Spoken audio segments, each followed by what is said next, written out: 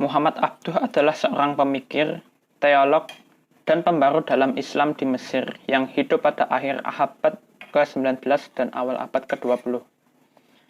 Kapan dan di mana Muhammad Abduh lahir tidak diketahui secara pasti, karena ibu dan bapaknya adalah orang desa biasa yang tidak mementingkan tanggal dan tempat lahir anak-anaknya. Nah, tahun 1849 Masehi atau sekitar 1265 Hijriyah adalah tahun yang umum dipakai sebagai tanggal lahirnya. Muhammad Abduh sendiri lahir di suatu desa di Mesir Hilir yang diperkirakan di Masalat Nas. Nah, Bapak Muhammad Abduh sendiri ini bernama Abduh Hasan Khairullah yang berasal dari Turki yang telah lama tinggal di Mesir. Sementara ibunya sendiri dari bangsa Arab yang silsilahnya meningkat sampai ke suku bangsa Umar ibni Al-Khattab. Muhammad Abduh disuruh belajar menulis dan membaca setelah mahir. Ia diserahkan kepada salah satu guru untuk dilatih menghafal Al-Quran, dan hanya dalam masa 2 tahun, ia dapat menghafal Al-Quran secara keseluruhan. Kemudian, ia dikirim ke Tanta untuk belajar agama di Masjid Syekh Ahmad di tahun 1862 Masehi. Nah, setelah dia 2 tahun belajar, ia merasa tidak mengerti apa-apa karena di sana menggunakan metode menghafal. Ia akhirnya lari meninggalkan pelajaran dan pulang ke kampungnya dan berniat bekerja sebagai petani. Di usia 16 tahun atau sekitar 1865 Masehi, Muhammad Abduh pun menikah. Nah, baru 40 hari menikah, ia dipaksa untuk kembali belajar ke Tanta. Ia pun pergi, tapi bukan ke Tanta. Dia bersembunyi di rumah salah seorang pamannya, yang bernama Syekh Darwiski Khadr. Syekh Darwisi tahu keengganan Abduh untuk belajar, maka ia selalu membujuk pemuda itu supaya membaca buku kemana-mana ketika ia pergi. Setelah itu, Abduh pun berubah sikapnya sehingga kemudian ia pergi ke Tanta untuk meneruskan pelajarannya. Nah, selepas dari Tanta untuk melanjutkan pembelajarannya, ia melanjutkan studi ke Al-Azhar dari tahun 1869 sampai 1877, dan ia mendapatkan predikat alim. Di sanalah ia bertemu dengan Jamaluddin Al-Afghani yang kemudian menjadi muridnya yang paling setia. Dari Al-Afghani yang kemudian belajar logika, filsafat, teologi, dan tasawuf. Di masa Abduh dan gurunya, Al-Afghani hidup dunia Islam mengenai kemunduran yang sangat memprihatinkan. Dunia Islam tercabik-cabik oleh penjajah. Wilayah Islam sebelumnya berada dalam naungan Khilafah Utsmaniyah dikapling oleh bangsa-bangsa Eropa. Nah, pengaruh pemikiran Al-Afghani terhadap Abduh ini begitu sangat besar. Ide-ide pembaruan yang dibawa Al-Afghani banyak mempengaruhi Abduh. Bedanya, Al-Afghani lebih menekankan pembaruan di bidang politik, sedangkan Abduh di bidang pendidikan. Selepasnya tahun sekitar 1879, Abduh dibuang ke luar kota Kairo karena dituduh berperan dalam mengadakan gerakan Khadawi Taufik. Hanya setahun ia dibuang, tahun 1880 ia boleh kembali dan kemudian diangkat menjadi redaktur surat kabar resmi pemerintahan Mesir. Lalu di sekitar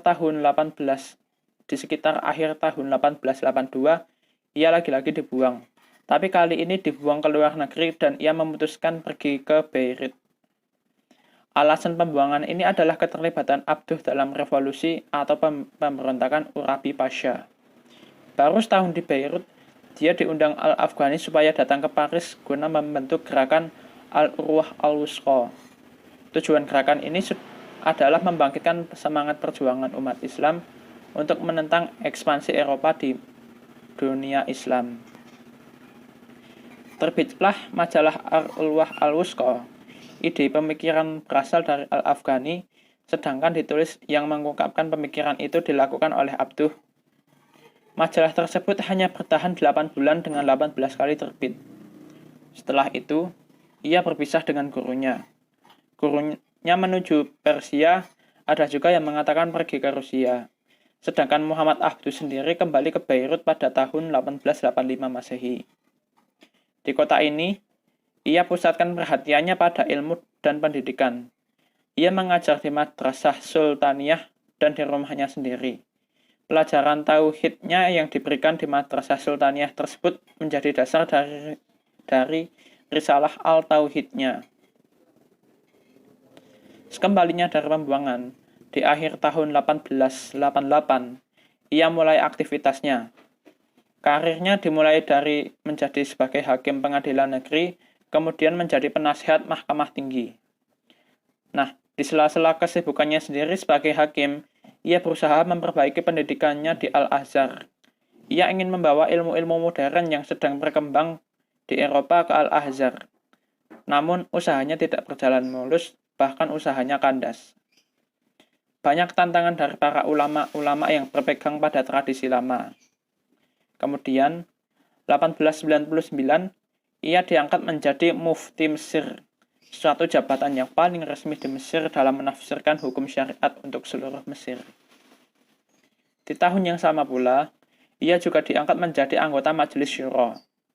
Begitu pula Abduh tidak bisa menjalankan ibadah haji hingga akhir hayatnya karena faktor politik. Akhirnya, 11 Juli 1905, Abduh dipanggil ke hadirat Allah setelah agak lama ia menderita kanker hati. Di usia yang begitu tua, yaitu sekitar 56 tahun. Materi selanjutnya yaitu pemikiran Muhammad Abduh tentang tafsir. Istilah tafsir merujuk kepada Al-Quran sebagaimana tercantum di dalam ayat 33 surat Al-Furqan, yang artinya, tidaklah orang-orang kafir itu datang kepadamu membawa sesuatu yang ganjil, melainkan kami datang kepadamu dengan sesuatu yang benar dan penjelasan atau tafsir yang terbaik. Pengertian inilah yang dimaksud di dalam lisan Al-Arab dengan kasif al-mughatta, membukakan sesuatu yang tertutup, dan tafsir, tulisan Ibnu Manzur, ialah membuka dan menjelaskan maksud yang sukar dari suatu lafal.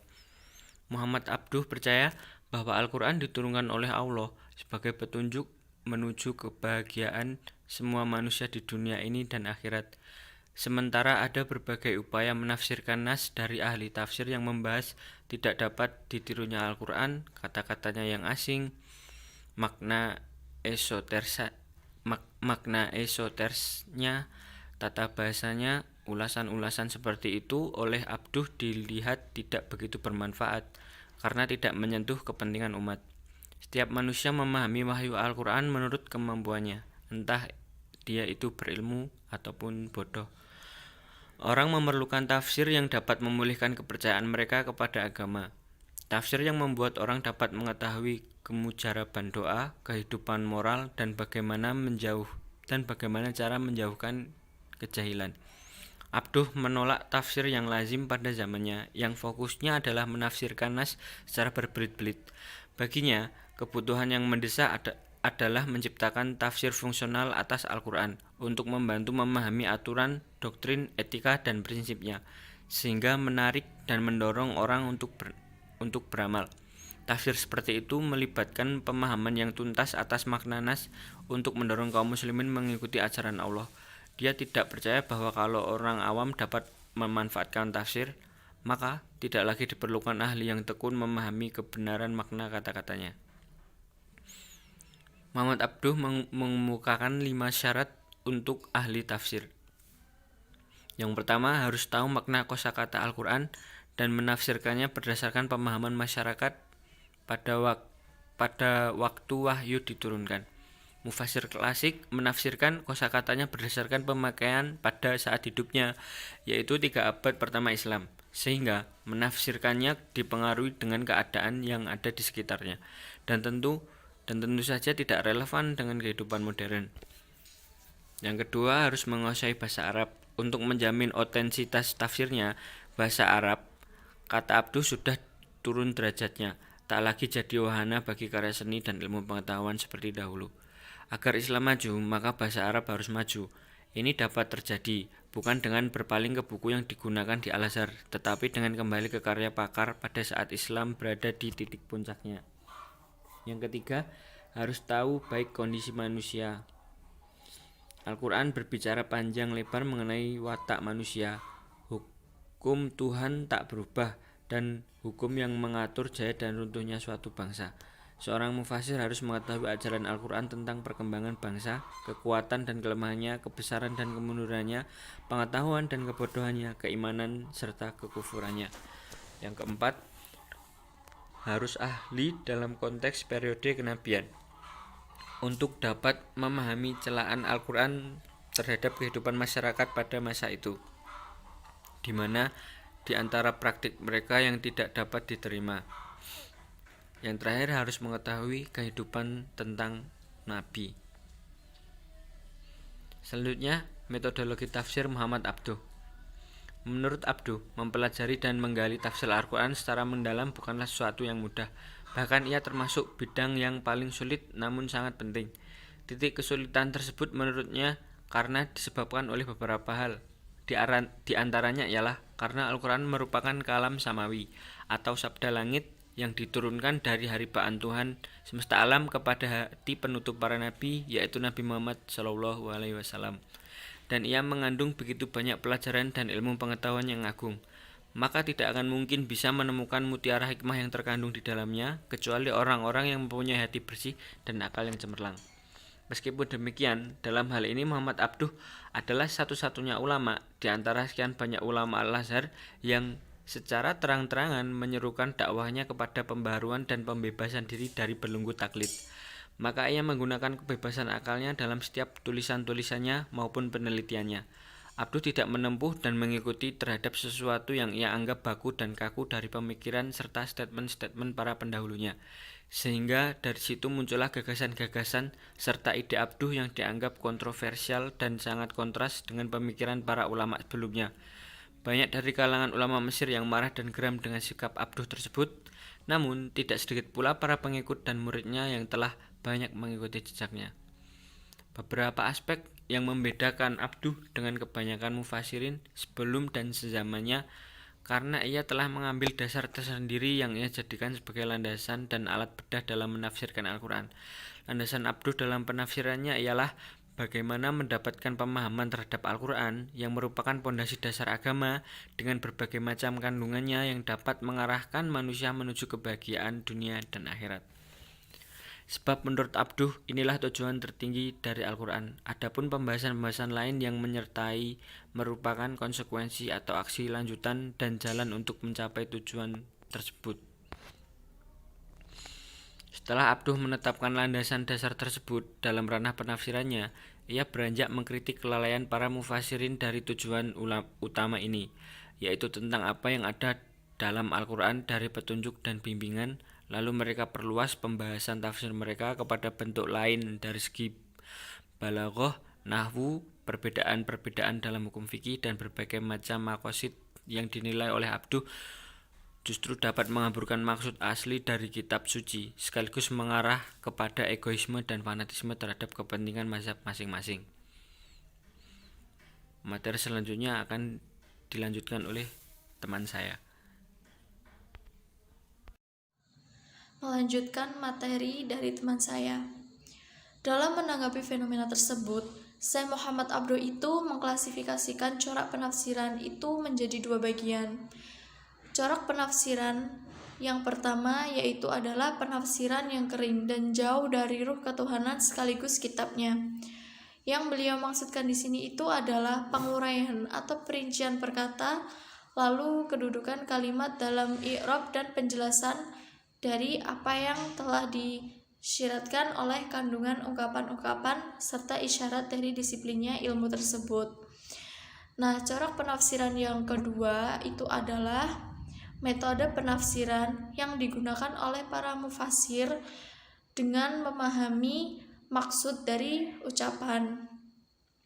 Hikmah at-tasyri' fi al-qaid wal al-ahkam, atau dalam bentuk yang dapat menarik hasrat hati, lalu dapat menggiringnya pada aktualisasi dalam perbuatan yang nyata dan dapat menunjukkan petunjuk yang tersirat dalam kalamil sabda. Nah, dari ungkapan di atas, sejatinya Muhammad Abduh itu tidak lantas mengabaikan serta-merta faktor-faktor balaghiyah dan nahwiyah dalam penafsiran Al-Quran tersebut. Tetapi Muhammad Abduh itu bermaksud agar para mufasir bisa mengambil unsur tersebut sesuai kebutuhannya saja. Misalnya, ada seorang mufasir menjelaskan dari segi balaghah dan i'rab terhadap sebuah kalimat yang sifatnya itu masih ambigu dan bersifat multi-interpretatif dan dalam bentuk yang sesuai dengan kaidah fasyahah Quran, dan balaghahnya itu tanpa harus berlebih-lebihan. Selanjutnya, secara rinci Muhammad Abduh itu juga membagi tingkatan tafsir. Beliau membagi tingkatan tafsir itu menjadi dua bagian. Nah, yang pertama itu tingkatan tafsir yang terendah. Tingkatan tafsir yang terendah itu adalah model tafsir yang hanya menjelaskan secara global tentang apa yang bisa dicerna oleh hati tentang kebesaran Allah dan penyuciannya, lalu dapat menghindarkan hawa nafsu dari perbuatan yang jelek dan dapat menariknya untuk berbuat pada hal yang baik. Untuk tingkatan tafsir yang kedua yaitu adalah tingkatan yang tertinggi. Dalam tingkatan tafsir yang tertinggi hanya akan mencapai setelah memenuhi beberapa syarat. Nah, syaratnya itu sebagai berikut. Yang pertama, dapat memahami hakikat makna perkata yang terkandung dalam Al-Quran dengan syarat seorang mufasir itu harus mendengarkannya langsung dari ahli bahasa, bukan hanya sekedar mendengarkan dari perkataan ataupun pemahaman seseorang. Syarat yang kedua yaitu dapat memahami berbagai macam gaya bahasa dengan kemampuan ilmunya. Seorang mufasir itu diharapkan mampu memahami gaya bahasa dalam ungkapan Al-Quran yang tertinggi. Syarat yang ketiga yaitu dapat mengetahui ilmu sosiologi. Di dalam Al-Quran kan itu banyak kita temukan ayat yang berbicara tentang kondisi sosial masyarakat, kisah-kisah sejarah umat manusia dan sunatullah dalam diri manusia yang dapat menjadikan ilmu sosiologi itu penting bagi kita untuk kita pelajari. Syarat yang keempat yaitu dapat mengetahui konteks di mana dan bagaimana Al-Quran itu diturunkan, sehingga kita dapat mengetahui sisi dari Al-Quran sebagai petunjuk pada masa kenabian di mana Al-Quran itu diwahyukan. Syarat yang kelima atau yang terakhir yaitu dapat mengetahui sejarah perjalanan Nabi dan para sahabatnya serta keilmuan mereka dan perbuatan mereka dalam beribadah dan bermuamalah. Tujuan utama yang termaktub dalam kegiatan membaca tafsir itu adalah penggabungan syarat-syarat agar bisa mencapai target purna. Nah, target purna yaitu agar mendapatkan pemahaman akan arti sebuah ungkapan Tuhan. Di samping itu juga untuk mendapatkan pemahaman tentang hikmah persyariatan, akidah, dan hukum dalam bentuk yang bisa menarik hati, sekaligus dapat mengantarkannya pada perbuatan yang nyata atas pantulan cahaya petunjuk yang tersimpan dalam Al-Quran. Tujuan hakiki dari semua usaha itu adalah untuk mencari petunjuk dari Al-Quran Al-Karim. Materi selanjutnya yaitu corak khusus penafsiran Muhammad Abduh. Bukan hanya seorang mufasir saja, bahkan setiap orang pun ketika membaca Al-Quran itu maknanya harus jelas di hadapannya. Namun ketika membacanya sekali lagi tidak akan menutup kemungkinan mendapatkan makna lain yang berbeda dari makna yang sebelumnya. Demikian seterusnya hingga Abdullah Daras mengatakan dalam An-Naba Al-Azim sebagai berikut. Ayat-ayat Al-Quran bagaikan intan, setiap sudutnya memancarkan cahaya yang berbeda dari sudut yang lainnya, dan tidak mustahil ketika kita mempersilahkan orang lain memandangnya, maka ia akan mendapatkan yang lebih banyak dari apa yang kita lihat. Adapun corak sastra budaya kemasyarakatan yang digagas dan didengungkan pertama kali oleh Syekh Muhammad Abduh. Melalui corak tersebut, Syekh Muhammad Abduh ingin menguak dan menjelaskan petunjuk-petunjuk dari ayat Al-Quran yang secara bersentuhan langsung dengan kehidupan bermasyarakat. Misalnya seperti usaha untuk menanggulangi berbagai macam penyakit atau masalah-masalah yang didasarkan petunjuk-petunjuk ayat dengan mengemukakan petunjuk tersebut dalam bahasa yang mudah dimengerti namun enak didengar oleh masyarakat. Baik, cukup sekian presentasi dari kelompok kami. Apabila ada banyak salahnya, kami mohon maaf yang sebesar-besarnya. Wassalamualaikum warahmatullahi wabarakatuh.